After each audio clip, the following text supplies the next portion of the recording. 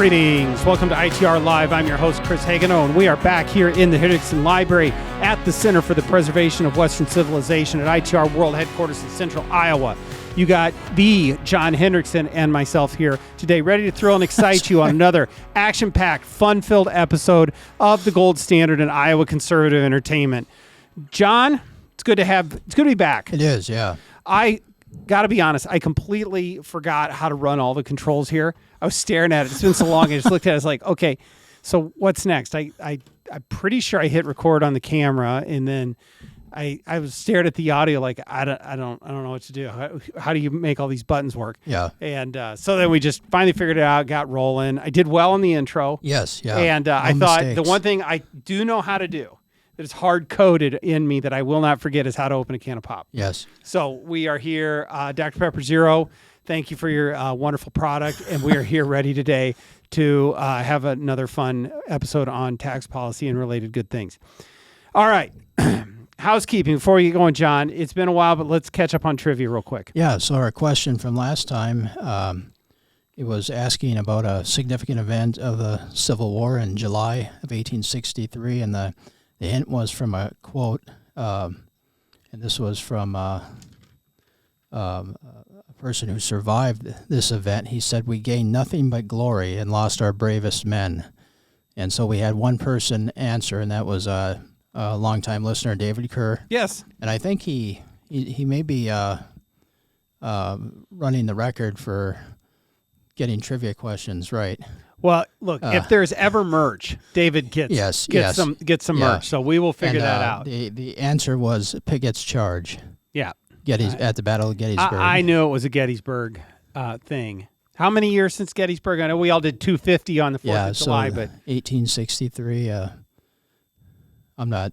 Okay, well, good. I need a That's calculator. an epic fail, John. Yeah. All right. I had a request for someone asked me to start doing some different trivia, some sports trivia. Okay. And you know sports trivia from John. You know how big of a sports fan I am.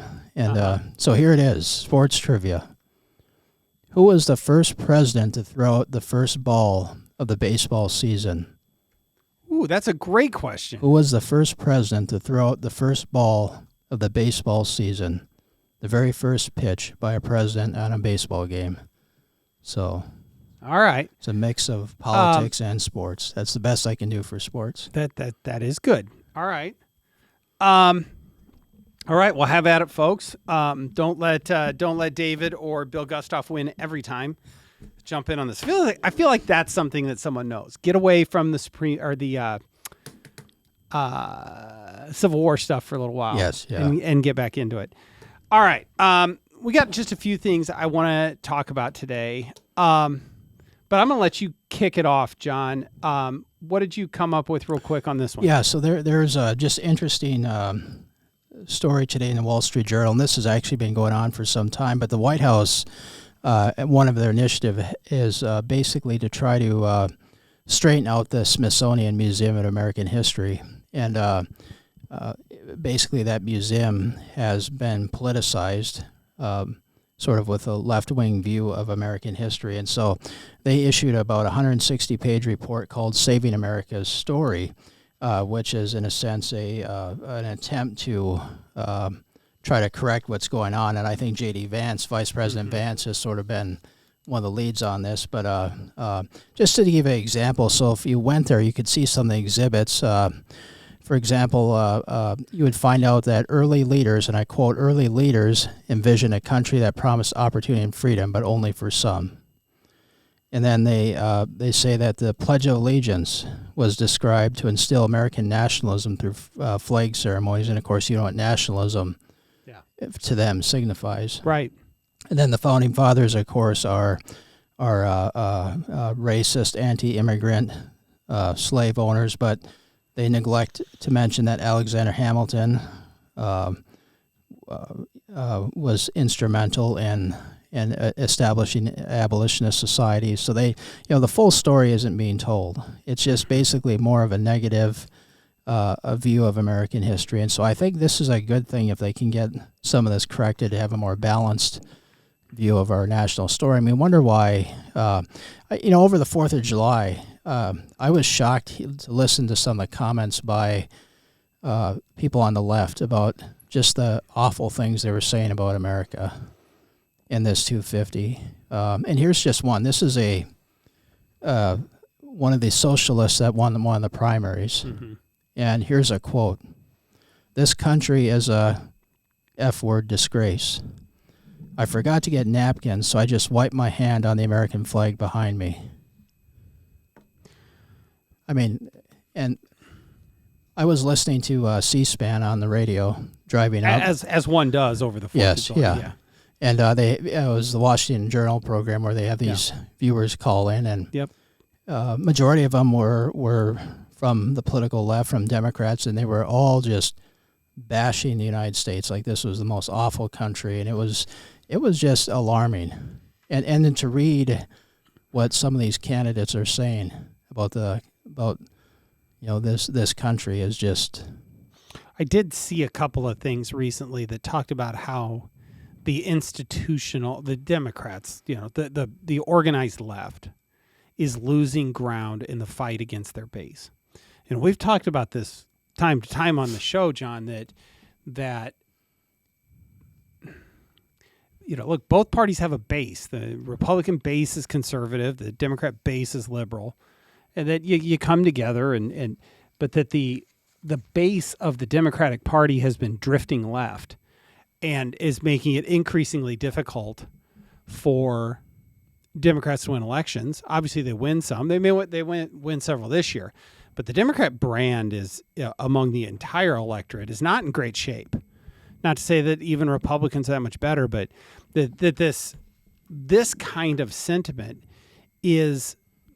I'm not saying that every Democrat agrees with this person. In fact, I suspect that's a distinctly minority position even among Democrats. But this is the kind of messaging that is winning the day in Democrat primaries, and that's scary stuff. And it's where does that come from is the question, right? And I don't have a great answer for it, but there have been, especially so in the age of Trump, that America is bad. And not just here domestically, but across the world, is that America's problems are so awful. And it ignores everything good that we have done.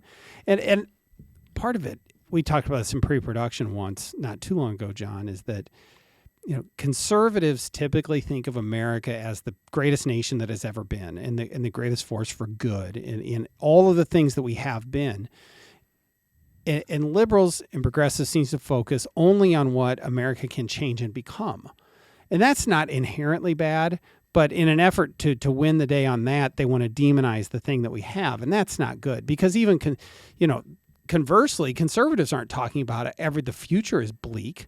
I think we've got some things we need to fix. But I think some of it comes from just that philosophical divide. But I guess I still, after all these years since Trump won, don't understand why the hatred for Trump has to equal hatred for your country. I please, listeners, I understand that this is a very minority position, but that kind of rhetoric should not be part of the national debate at all. And it hasn't been that many years ago since just right or left would have just completely dismissed that kind of nonsense. That's absolutely right.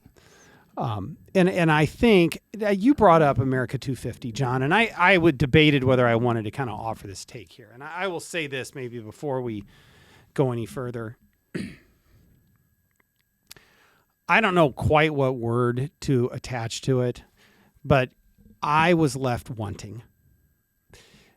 250 years since the founding of the greatest nation in the history of this planet that has done more to improve humanity and the human experience, has done more to advance freedom and liberty across the face of the earth at 250 years. And it didn't feel that much different than any other than, a few extra things maybe on the National Mall and a Ferris wheel. it seems to me that if we were ever going to celebrate the thing that our founding fathers said we should celebrate, as you said, there should have been an obnoxious amount of fireworks going on. There should have been parades and marching bands around every corner. And there wasn't. And I don't know where that came from, if we just didn't get organized. Because it was 1 year ago that President Trump was here at the Iowa State Fair, Yes. ostensibly kicking off this America 250. I found the little placard from the event and stuffed in one of the seat back pockets of my car the other day. I was like, oh yeah, that's been about a year now. It just didn't feel appropriate. And I'll date myself here. I remember one of my earliest childhood memories is watching the bicentennial fireworks on TV with my dad on the on the TV in the living room. I would have been, for those of you counting at home, I would have been 4. And I remember asking what that was for and understanding that we were celebrating our country. Maybe it wasn't. I mean, that was a down time in American, political life then too, 1976, but it just didn't feel like enough. There. Am I wrong? No, I what thought what the the same. folks up in the Iron Range do? Were they getting after it up there this weekend? Or I mean, there was parades and different celebrations and fireworks. I think from a whole national perspective, I think there's a couple things that have gone on, and I was reading a good article about this, and one argument, I think it brought up some valid points, was that one difference between the 250 and versus 1976 was you still had sort of major problems both going on, but in 1976, this author was saying that Americans were still fairly unified in terms of like history. Like we were just talking about the Smithsonian, about the they could come together. Like my grandparents were Democrats, and both sets of my grandparents were Democrats, but they were very patriotic. Yeah. And so you could set aside those differences and at least celebrate the American founding, and not say, well, we can't celebrate the American founding because these were just a bunch of slave owners that wanted to just benefit the wealthy elite of society. Right. And the other thing is I think this has been a decades of a problem of just a failure to teach American history. Yeah. And I think this is the tab has come due of the damage this has done, especially the young people that don't have an appreciation, that don't have an understanding of American principles, of why is the Declaration of Independence important, why should we celebrate it, and so forth. And I think those are some of the reasons why you saw the World Cup, people more excited about the World Cup than about the 250th.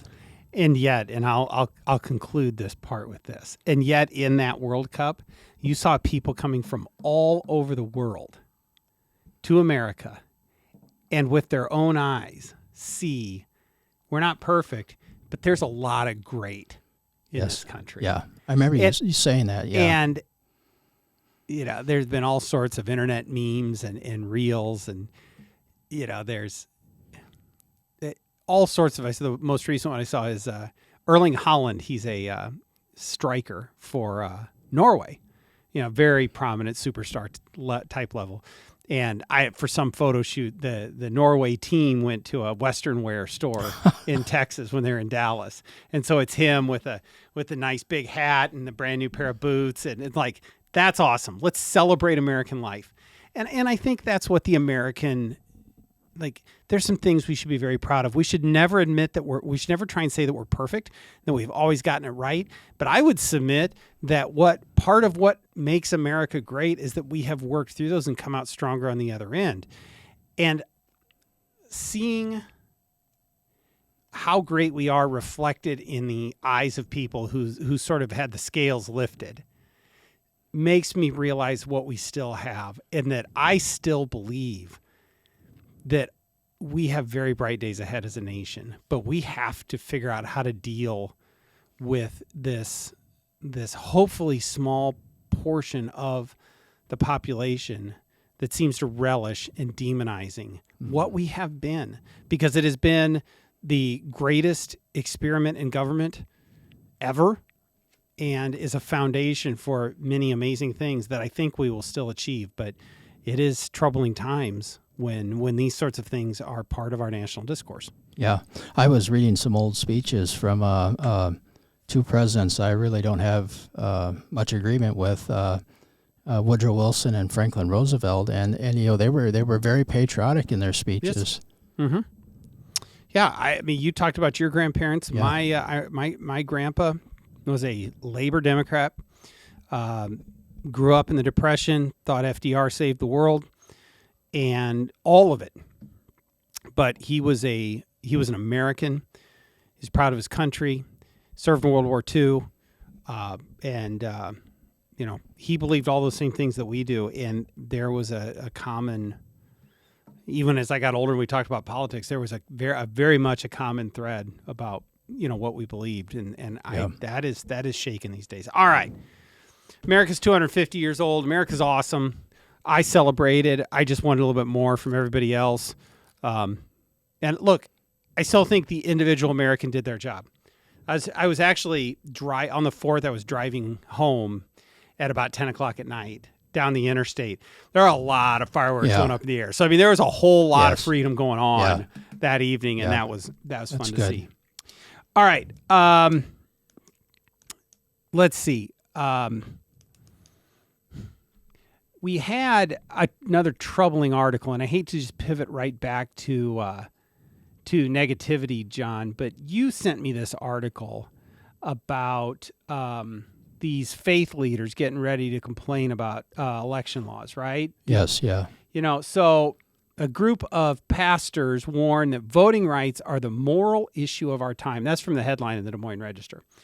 So, and it's the usual suspects here, John. We've seen these. They come together, and whether it's the Interfaith Alliance people, but, you got a lot of liberal mainline Protestants. I think there's some Catholics in here. I believe there was even some Jewish rabbi in here. But anyway, getting together to say that the big issue of the day is voting rights, and upset with recent court rulings, and trying to make sure, because the thing they're upset with is efforts to make sure that only citizens vote in our elections.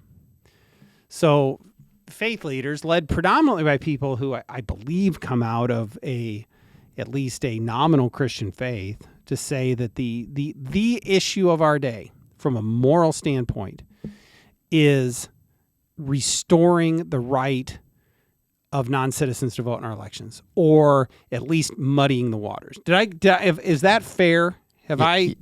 Yes, that's okay. Yep. That's wacky. It's just wacky stuff. It is, yeah.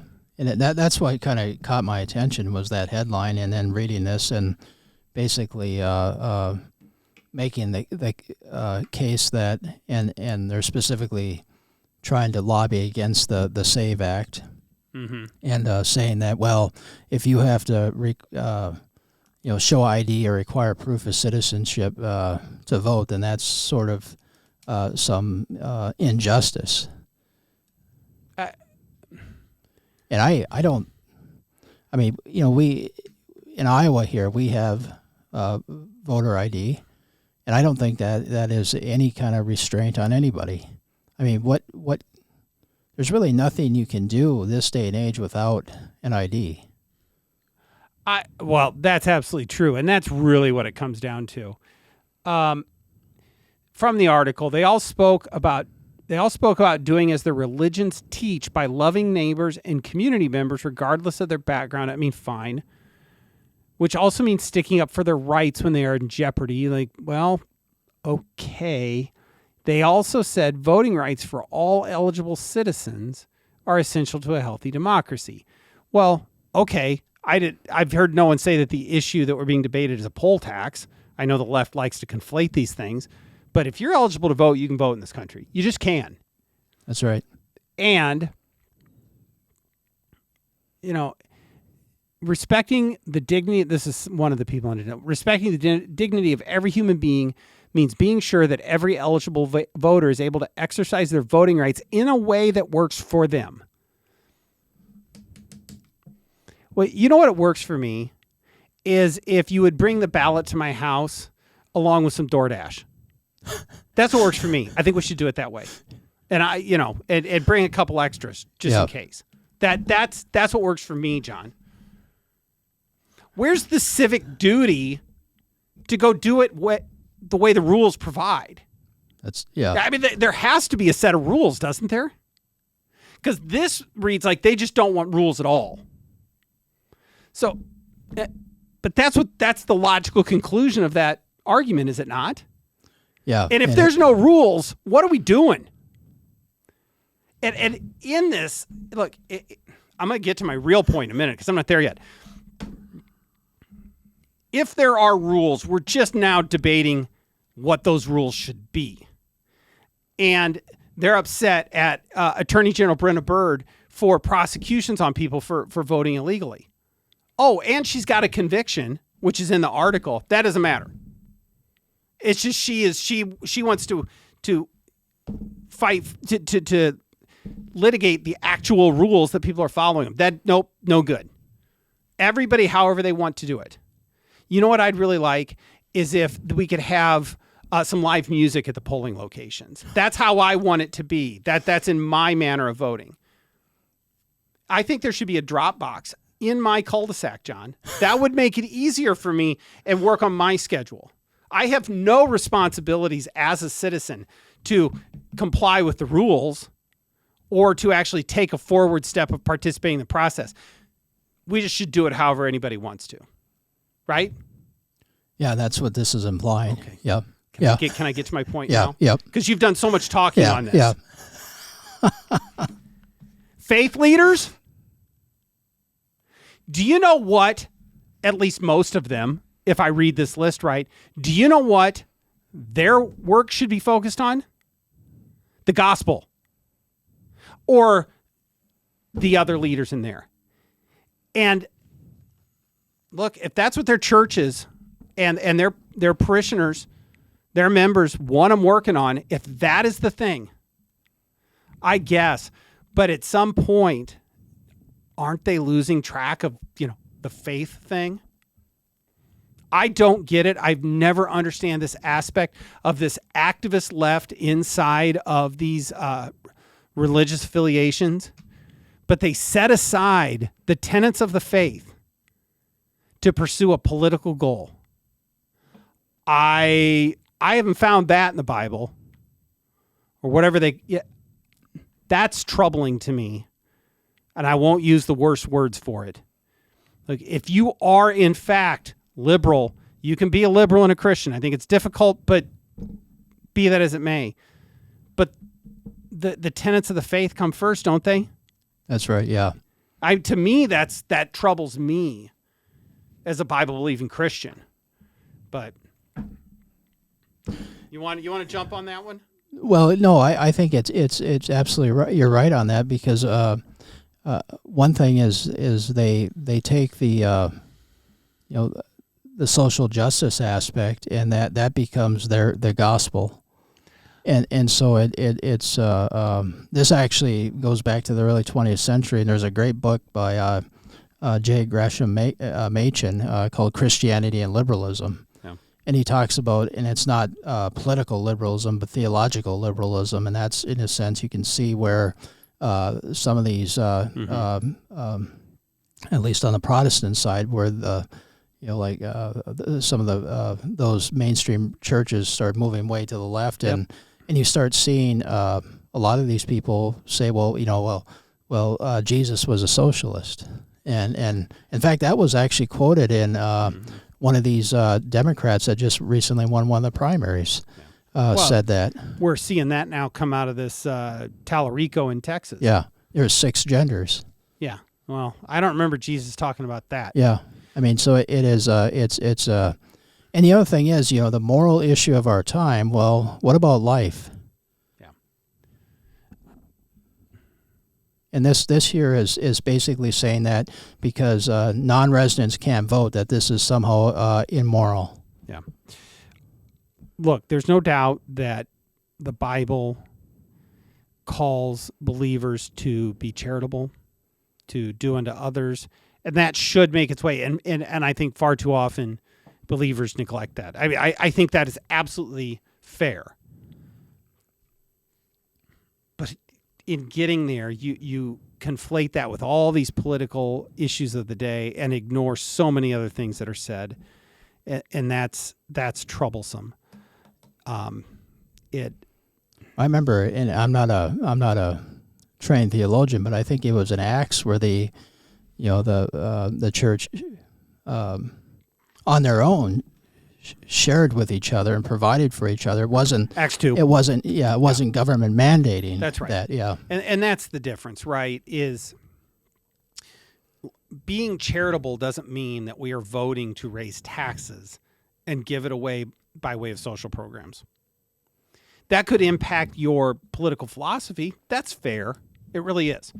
I disagree with that, but you can hold that position. But no, there are many other ways to be charitable and to love your neighbors. That's just that it just rubs me the wrong way. But you know what? Again, yay for America, that freedom to do it, and we'll have that out and debate those issues. But what comes next from that group is trying to say that the rest of us have been, have it all wrong. Yeah. Right? But whatever. All right, John. Last issue I want to touch on real quick. You sent this over too a couple days ago. I'm reading from the Capitol Dispatch, but this is about recent voter registration numbers have been released. But Iowa Democrats and Republicans gain voters, independent voters decrease. So this came from the new July numbers.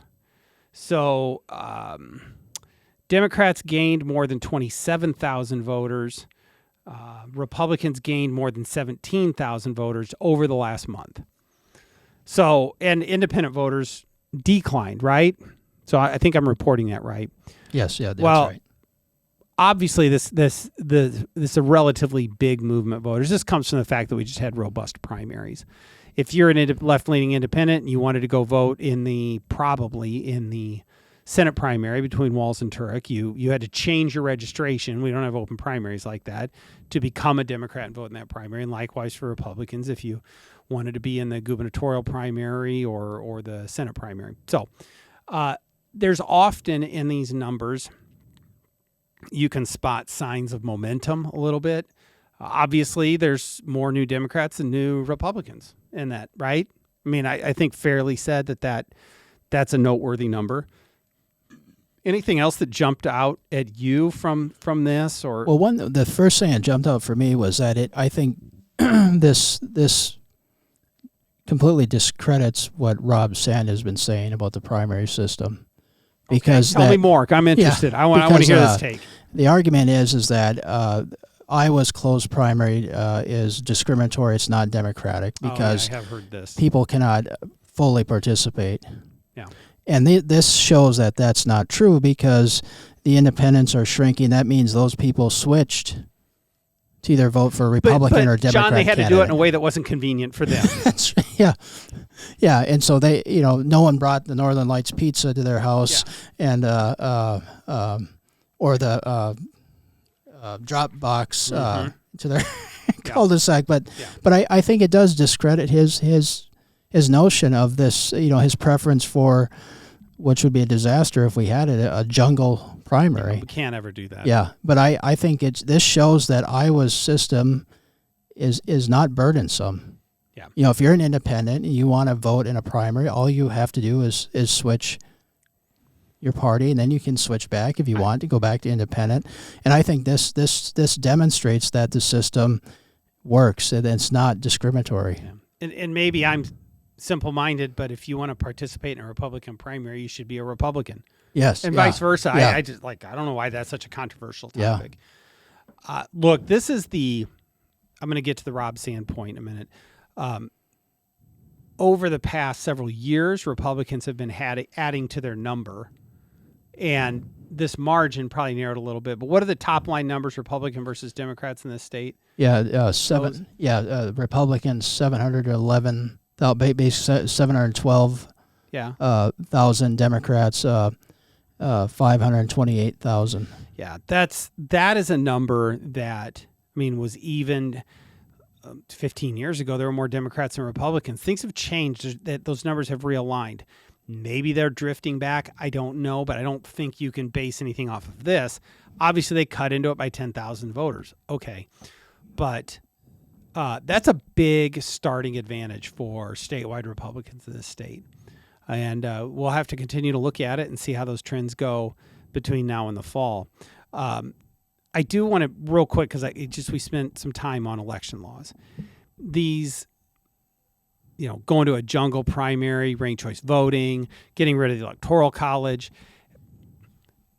I want to make sure that I hit this, because conservatives, when we talk about election law, we are talking about a thing like voter ID, or maintaining the voter rolls, or the rules of the contest, or absentees, and making sure that there are rules around how it's conducted. And the left thinks that that's all about voter suppression, but none of it does that. It's just the rules of making sure that how we vote is done right. These things that the left talks about are ripping all of that out and replacing it with an entire system that changes how we choose, not that alters the idea of we're just going to vote and find out who wins, or we're going to take away this constitutional provision on Electoral College that preserves states' rights, or jungle primaries so that we can game it and get certain people in there. That's actually changing the elections themselves, not having better rules at it. That ought to give Iowans and Americans far more pause than the idea of asking someone to show a picture ID to vote. Yeah. I think that is what you said is very powerful, because it's so true, and that's I hope people listen to what you say, because they don't, John. Nobody listens. Yeah. They don't care. Yeah. I keep yelling, and they just. I think that whole thing what you said is absolutely true, because what it reminded me of is this is they're playing a French Revolution game if they want to change the whole framework of society. Yeah. Whether it's at the state level or the national level. I mean, they have talked about wanting to get rid of the Electoral College, wanted to pack the Supreme Court, wanted to do this and that. Even some have gone so far to say, let's abolish the Senate because it's undemocratic. I mean, this is, and they disguise it in the false term of democracy, which is a very much abuse of that term. Yeah. But you're absolutely right. This is the game they're playing, is that they want to just rip everything to shreds. There was a famous political cartoon in the at one time the Chicago Tribune was a very conservative newspaper when it was under the editorship of Colonel McCormick. Okay. He had great editorials, but there was a cartoon in there of Franklin Roosevelt, and he was ripping up the Constitution, and then he was calling those phones in the 30s. He was calling Joe Stalin, and he said, "Hey, Joe, can I borrow your Constitution? I lost mine." So that's what I feel like's going on. Yeah. Well, I thought we were going to talk about French history there for a while. Yeah. You got to get me going on the, because after the revolutionaries won, yes, what did they do? Yeah. They went through and killed all their opponents. The reign of terror. Yeah. That's scary. Yeah. So, but they want to, change, upend society, change society, and that's exactly what. Yeah. And I maybe this comes back to this full circle on what we're talking about today, John. We don't need revolution in this country, which is what I think some of this leads to. We need to take the things that have been great, which are many of them, and the blessings that we've been given and the freedoms that we've secured, and build off of them. That's right. Celebrate those things that made us great, and then go do more.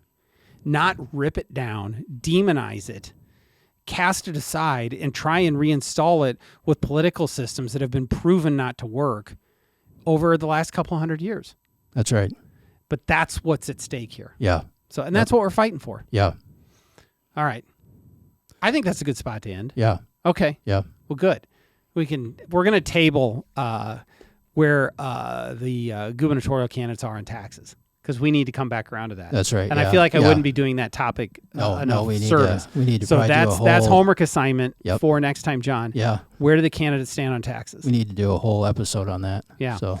Well, again, I should have done this at the front end with housekeeping, but a reminder to vote yes on our constitutional amendment. 2/3 majority to raise taxes is very important. We're going to have a lot more to say about that heading into the fall, but make sure that you are flipping your ballot over and voting yes, and make sure that you're encouraging your friends and neighbors to do the same. So with that having been said, thanks for joining us. Don't forget to like and subscribe. Don't forget to tell your friends, and we will see you next time on ITR Live.